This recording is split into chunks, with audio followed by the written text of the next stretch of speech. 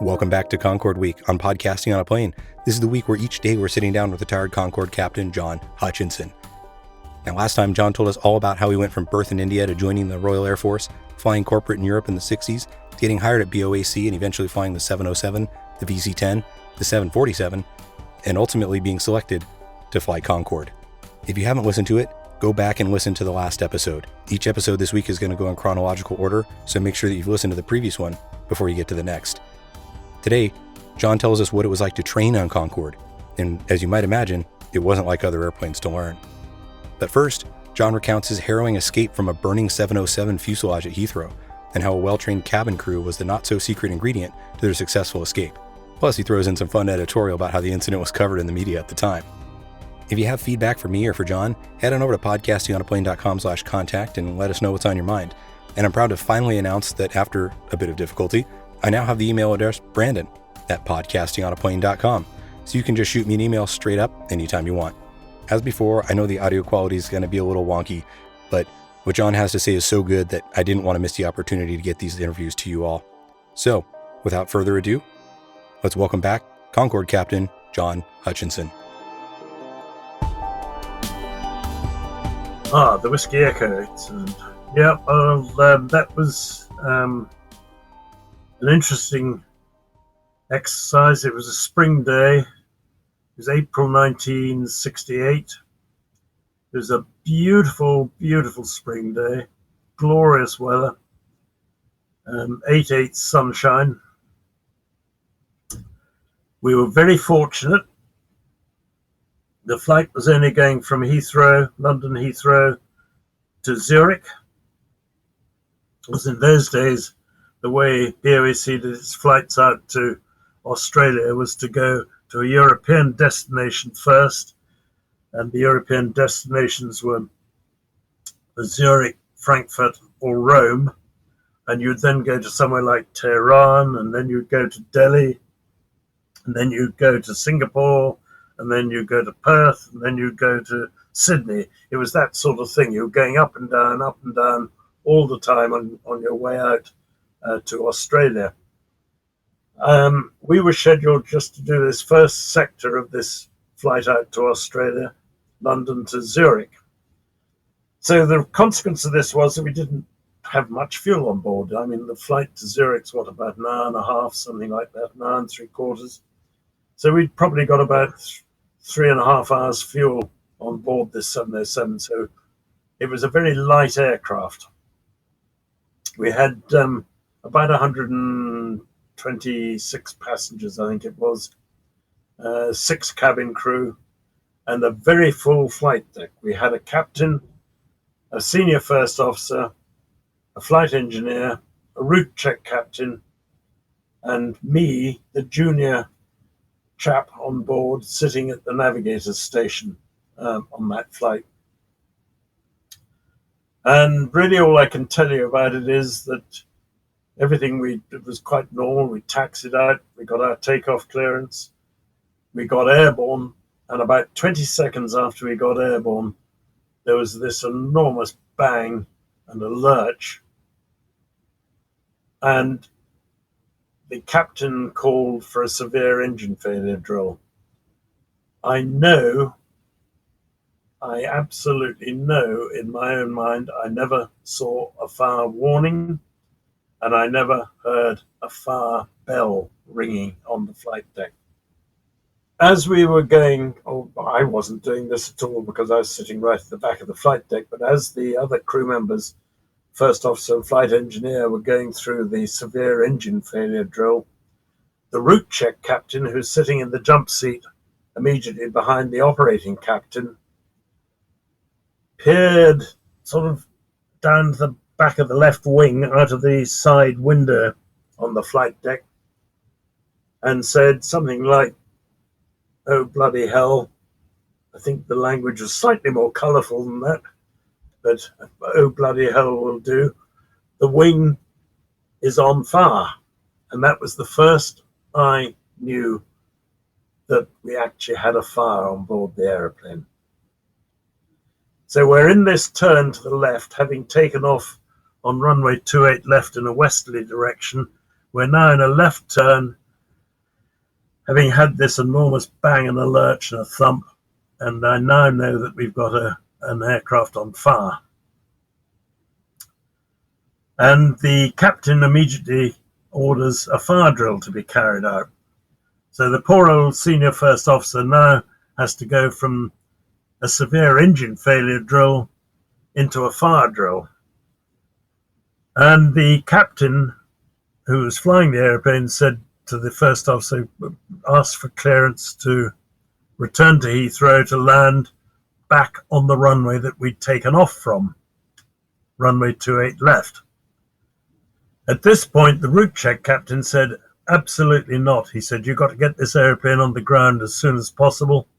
He said, you need to land on 05.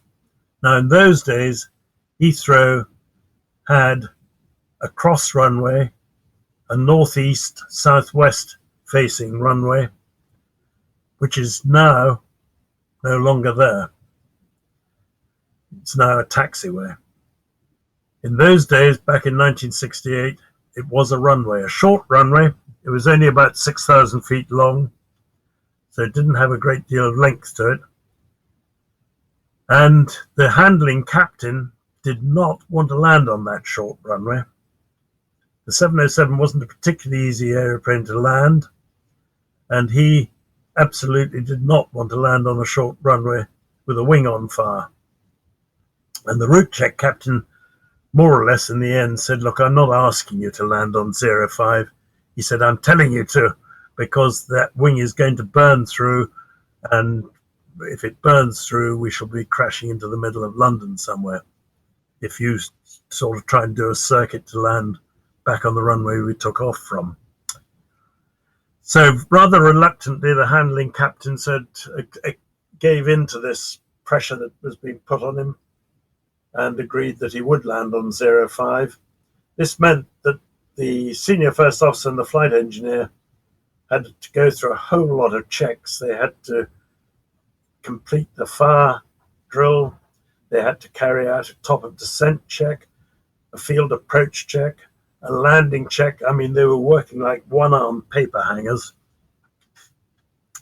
And there was no instrument landing system, by the way, on 05.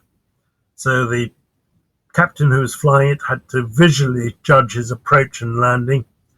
And I have to say, having been persuaded into landing on 05, much against his will, he then did a fantastic job. He landed right at the beginning of 05, and furthermore, he did a beautiful, smooth landing, a real greaser of a landing. And I think that was probably very significant, because I think by this stage, the left wing had been quite severely damaged, and if he'd done a thumping, heavy landing, it's quite possible, I believe, that the wing might have broken off, and we might have then ended up sort of cartwheeling around all over Heathrow Airport. As it was, he did this beautiful smooth landing, brought the airplane to a halt, a nice smooth halt on 05, and then ordered an emergency evacuation. Now, the evacuation could only be done from two exits, from the front galley exit on the right-hand side and from the right-hand over-wing exit. Everything on the left-hand side of the airplane was awash with burning fuel, absolutely awash with burning fuel. If anybody wants to look it up, if they Google Whiskey Echo, I'm quite sure you'll find on the internet all sorts of photographs of that airplane burning up at Heathrow, and you'll see what I mean.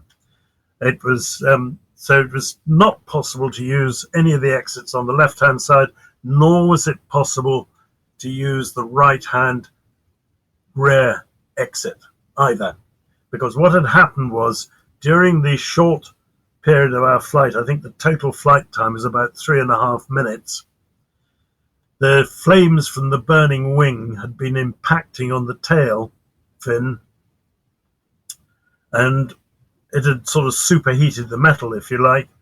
And as we stopped on the runway and there's no cooling airflow going over it anymore, that superheated metal just burst into flames spontaneously, and the fire worked its way up the fuselage from the rear end of the aeroplane. So it worked its way, progressed its way forwards up the length of the aeroplane from the rear to the front.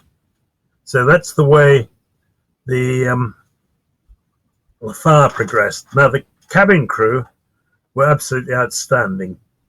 And I do a full-blooded talk about this on cruise ships, for instance, to emphasize to people what cabin crew are really on an airplane for. They're not there to serve coffee and tea and make you feel happy and comfortable and pampered. They're there, in legal terms, to get you out of an airplane if all else has gone horribly wrong. And it's on the premise that if there's been a crash, that the flight crew might well be incapacitated, and it's going to be down to the cabin crew to organize the whole evacuation. Now, this cabin crew on this particular day were absolutely outstanding.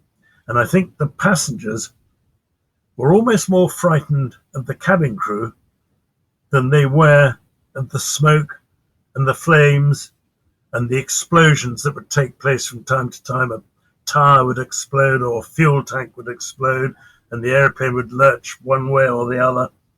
I mean, it's very, very dramatic sort of event, I can tell you.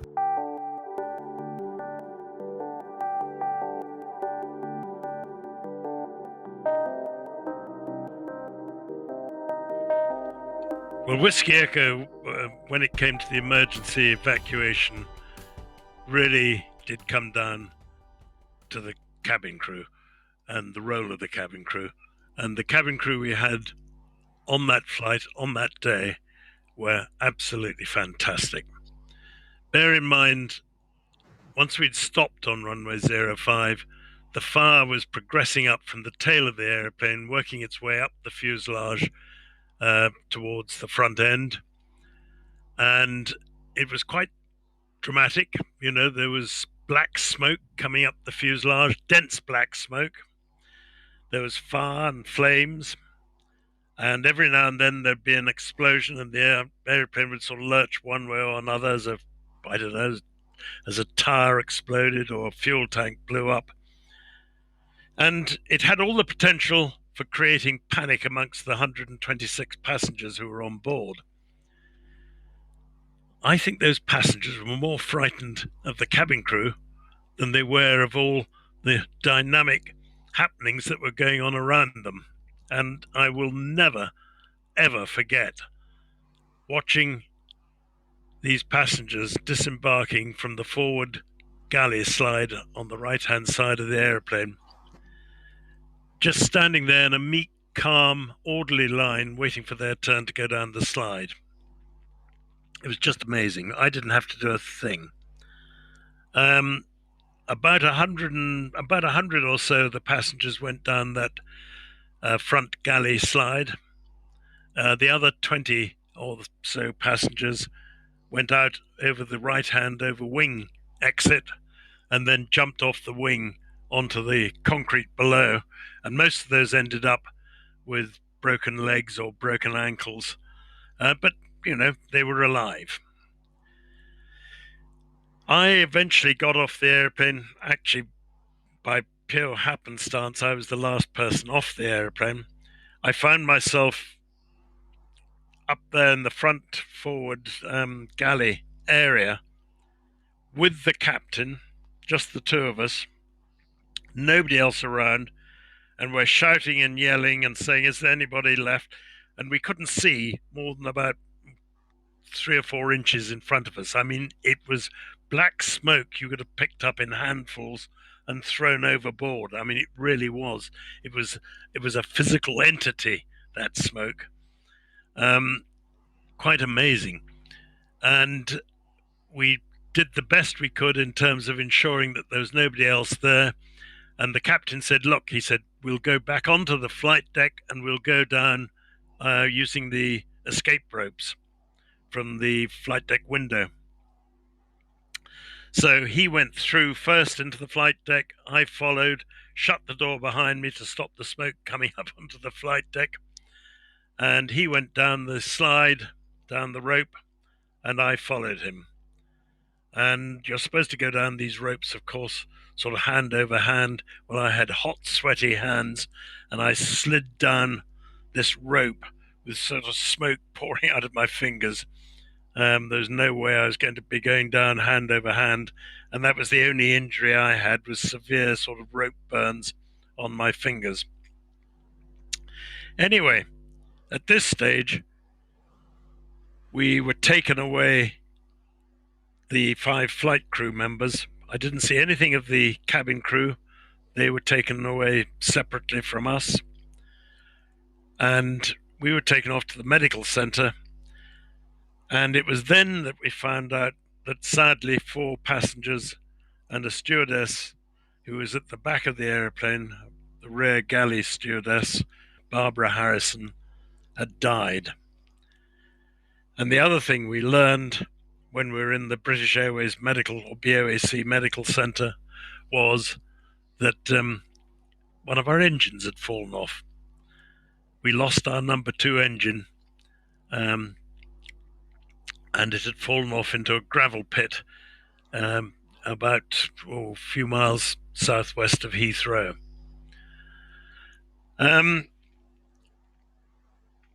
I haven't said yet what was the cause of the problem. The cause of the problem was, the whole incident was a catastrophic failure of that number 2 engine.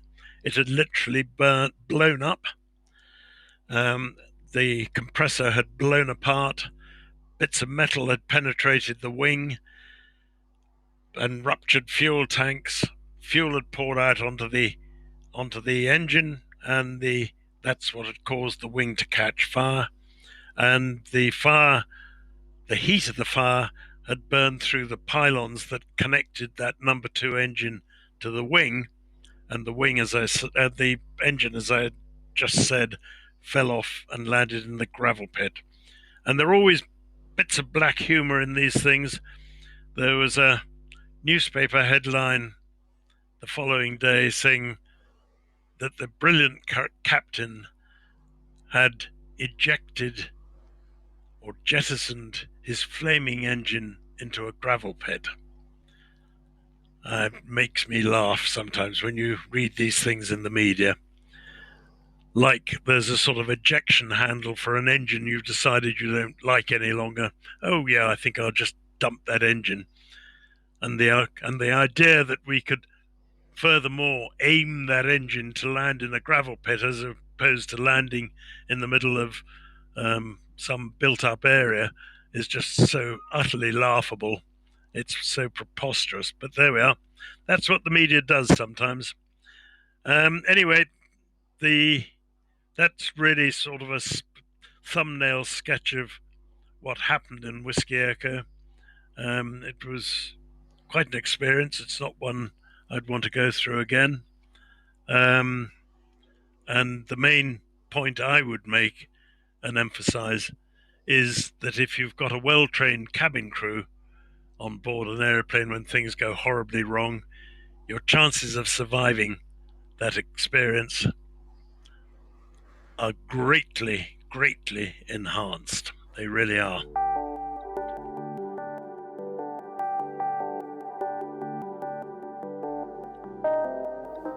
Did you start, or did they start you as a first officer, or were you able to go straight in as a captain? No, the way British Airways works is that once you're a captain, you're a captain. And any further type that you convert onto, you go onto that type in your rank as a captain. So, yes, I went on to Concorde as a captain.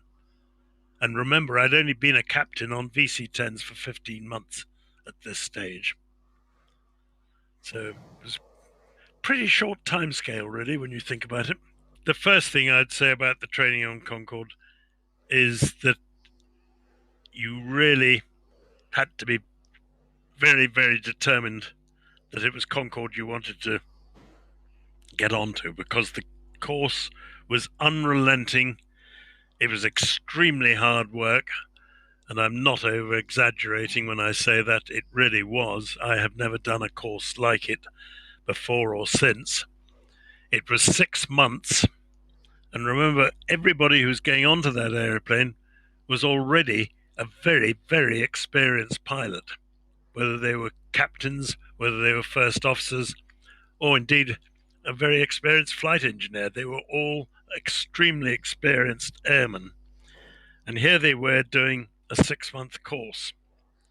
Now, I don't know how long it takes to convert onto a Boeing 787 from a Boeing 737, for instance, but I suspect you're talking probably a matter of a few weeks, 3 weeks, 4 weeks, 5 weeks, I don't know, something like that. This was 6 months.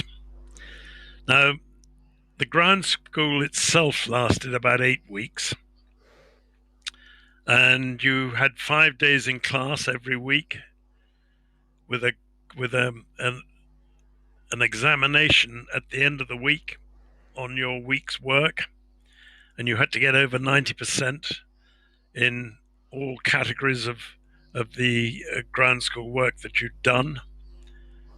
And that went on week after week after week for 8 weeks. At the end of it, it was followed by a type rating examination set by the Civil Aviation Authority. And I can't remember, it was something like 300 questions or something like that in this exam. And again, you had to get at least 90% in all sections in order to pass it.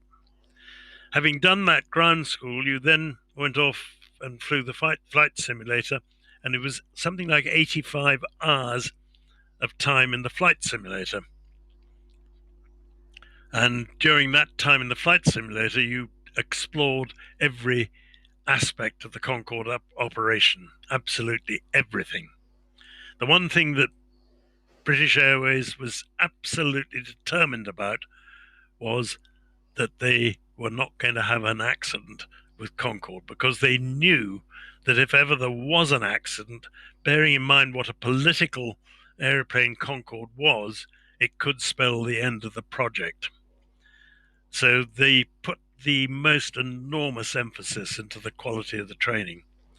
So after 85 hours in the flight simulator, we then went off. In my case, we went to Royal Air Force Brize Norton, where we did about 8 hours circuits and bumps, takeoffs and touchdowns out of Brize Norton, doing all the sort of stuff you'd expect: 3 engine failures after takeoff, 3 engine landings, and we also practiced a 2 engine landing as well in the air as a real thing on the airplane. And once you'd done that, you were then stamped up and had your type rating on Concorde, but you were still not approved as an operator by the airline. You then had to do 3 months training down the line, carrying passengers, flying with one of the already qualified Concorde crew members.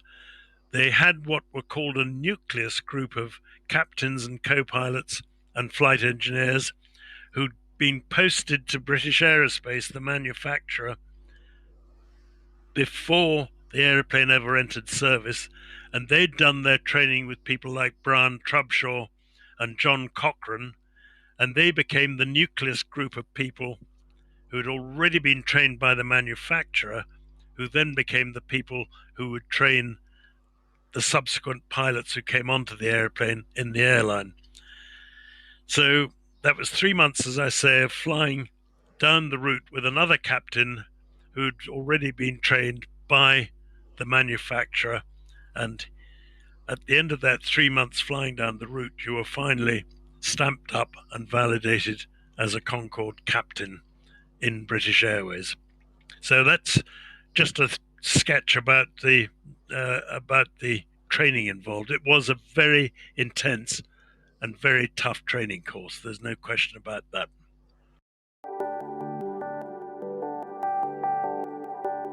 We're only halfway done. Make sure you're subscribed so you don't miss tomorrow's episode where John shares the stories of how he became the unofficial British spokesperson on the subject of Concorde. He was a BBC correspondent and became a friend of the royal family. And make sure to pick up John's book, Wind Beneath My Wings. If you want to read more about this and those other stories, there's a link in the show notes so you can be up and reading in less than a minute. Until next time, your frequency change is approved, and report back on this frequency tomorrow for episode 3 of Concorde Week. Good day.